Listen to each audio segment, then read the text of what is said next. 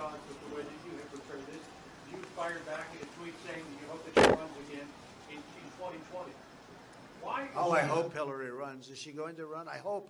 Hillary, please run again. Go ahead. So she's at odds with you over whether or not this is disrespecting the flag. Is she right or is she wrong? I think she's wrong. Look, when they take a knee, there's plenty of time to do knees, and there's plenty of time to do lots of other things. But when you take a knee, well, that's why she lost the election. I mean, honestly, it's that thinking. That is the reason she lost the election. When you go down and take a knee or any other way, you're sitting, essentially, for our great national anthem. You're disrespecting our flag, and you're disrespecting our country. And the NFL should have suspended some of these players for one game. Not fire them, suspended them for one game. And then if they did it again, it could have been 2 games and 3 games, and then for the season. You wouldn't have people disrespecting our country right now.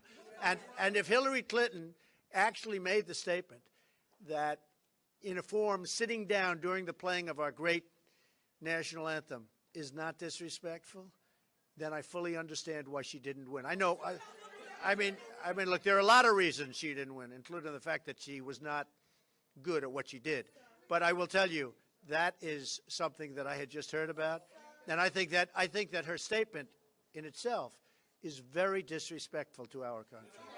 Meanwhile, let's dial in Laura Ingraham. She's the founder of LifeSet, and she's the host of the new 10 p.m. show starting on October 30th, The Ingraham Angle. Good morning to you, Laura. Good morning, Hey, good Laura. to see you guys. Congratulations on the new book, and we've been seeing all the promos for your new show. We're excited about it. I know. I actually haven't seen it yet, but I've been hearing about it, so I better watch it and see it. I haven't seen them. You look great. Well, we are starting this hour with a Fox News alert because Bo Bergdahl is expected to plead guilty today, Laura. And it's interesting. About a year ago, some documentary filmmakers made the film that we're looking at right here. They've sat on the video for over a year, and now ABC is releasing the video on the day of the plea deal. Why exactly is he going to plead guilty? Listen to this. We may as well go back to kangaroo courts and lynch mobs that got what they wanted. The people who are to the point of saying, yeah, just shoot them. You can never convince those people to change their minds. And it hurts, though. It does hurt. Laura, from the people who in our control room who've seen the video, apparently he says he can't get a fair trial, and he blames, among other people, the President of the United States, Donald Trump. Well, isn't that a shock coming from a deserter who put his fellow soldiers in jeopardy and focused on his own convenience and his own feelings, not his duty to honor and defend the United States, his duty to the U.S. military, to our Constitution. Bo Bergdahl is playing the blame game. We have a lot of people these days pointing fingers at others instead of looking at themselves in the mirror. You heard Hillary yesterday talk about how it's the Russian deal that caused her to lose the election. Right. And now we have Bo Bergdahl. I should remind everybody that the judge in the Bergdahl case told potential jurors that, he didn't strike them if they voted for Trump. He couldn't strike them off the jury.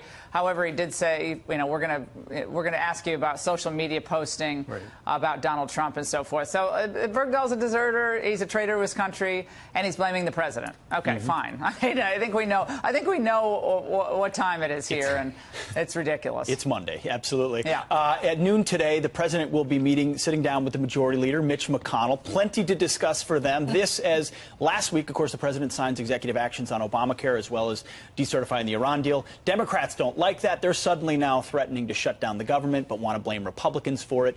Where does this political tap dance go from here? Well, Republicans have to be very careful how they message this Obamacare move by the president. The president was correct in using his Article I power, his regulatory authority, his discretion here. The Obamacare exchanges are collapsing. Congress could not get its act together. The House at least passed something. But Mitch McConnell, how many swings and misses could he have on this issue? So Donald Trump got elected in part on the wall, repealing Obamacare, obviously trade and a less interventionist foreign policy. But he has the upper hand on this. You have to message this correctly to the American people. The Democrats are really good at resistance. They've been doing it since Trump was inaugurated. But if I'm Trump and I have McConnell in a room, I say, bring me more legislation that I can sign that we can go around the country, barnstorm about to the American people on economic renewal, on this tax reform, and all the other priorities that we have. But I need you to support what I've done on this on the regulatory front. And McConnell is the one who's in about, what, 18% approval rating? So I think Trump has about 3 times the approval rating, approximately, as Mitch McConnell, maybe 2.5 times. But it's ridiculous. All right, what do you think about Colin Kaepernick filing grievances now against the NFL, their owners? He says that the league is colluding against him because he's been unsigned now for 6 weeks. So now we have Hillary blaming the Russians, we have Bergdahl blaming Trump, and we have Kaepernick blaming the owners colluding. Is there a pattern here among all these people? No one wants to take responsibility for their own actions. If Colin Kaepernick wanted to kick off this big protest, as he did last year, then, okay, he did it. And now we see the results for the NFL. A lot of other people followed in his footsteps, and they decided to kneel, protest, take their protest to the field.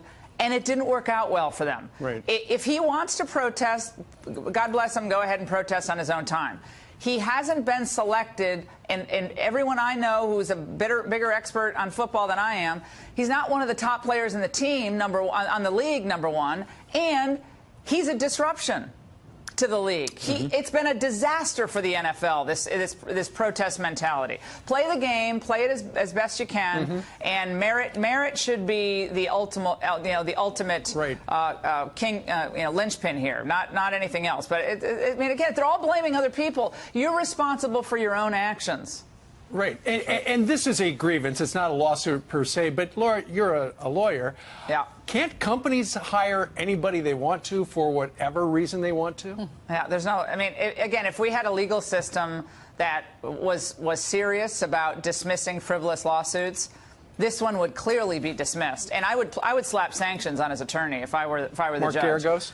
Yeah, I would slap sanctions on him. This is a frivolous lawsuit. It has no merit, no basis in fact. What Geragos wants to do is get publicity for Geragos and also get documents in discovery. They think they could, if they get some emails being sent between owners about him, then they can prove some type of, I guess, civil case that he could have. But I think it's very weak. But again, people file lawsuits all the time in the United States that bankrupt other people, not the NFL. And they should be dismissed. It's another example of a stupid lawsuit that, frankly, should receive sanctions on the other end.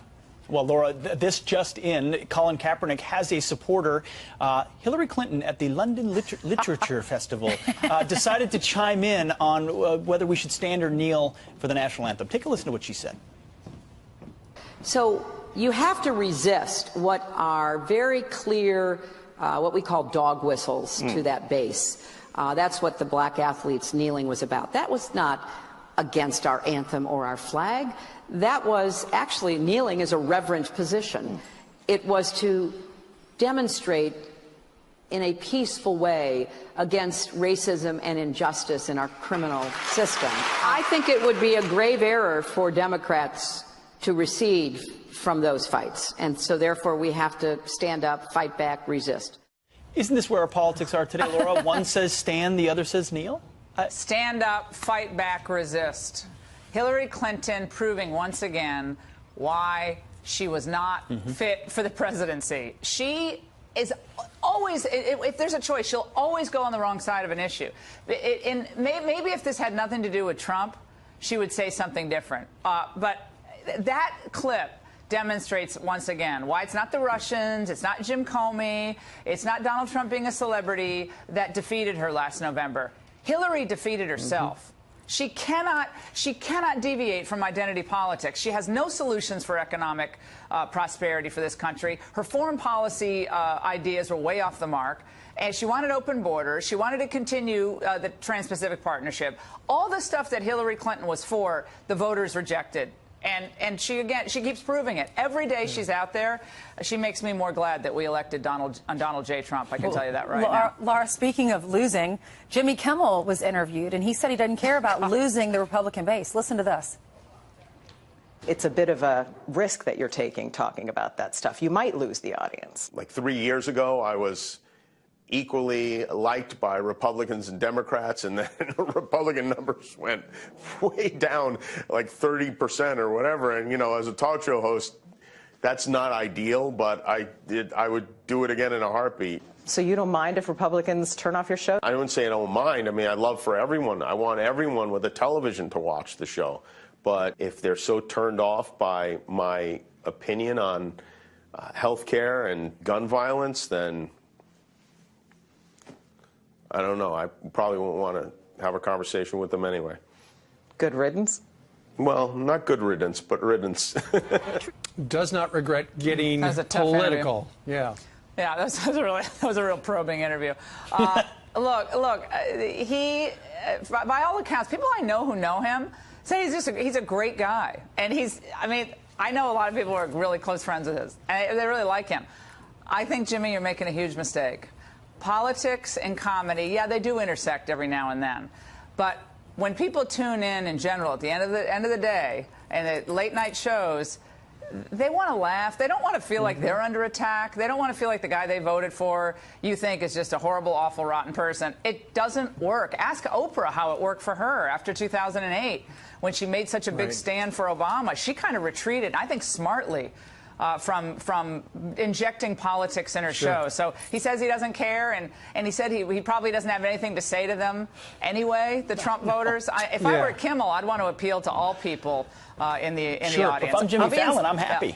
Yeah, come on over here. Now, this is not just theory to you, because you wrote a book about it called "Shut Up and Sing." That it was a great book. Now you got a new book out. It's called "Billionaire at the Barricades." It is about Donald Trump, and you've got Steve Bannon, and you guys are hitting the road, aren't you? Yeah, we're going to be in Scottsdale, Arizona tomorrow at the Hilton. Make sure to go to lauraingraham.com for details. We're going to be with Kelly Ward. And we're going to have a lot of fun. It starts at 5:30. The book signing opens up about 6:37. So everybody show up and support Kelly Ward, and we're going to have fun with Bannon. It's always a good time. All right, we'll be watching. All right. Okay, Laura, thank you very much. Thank you. Thank you.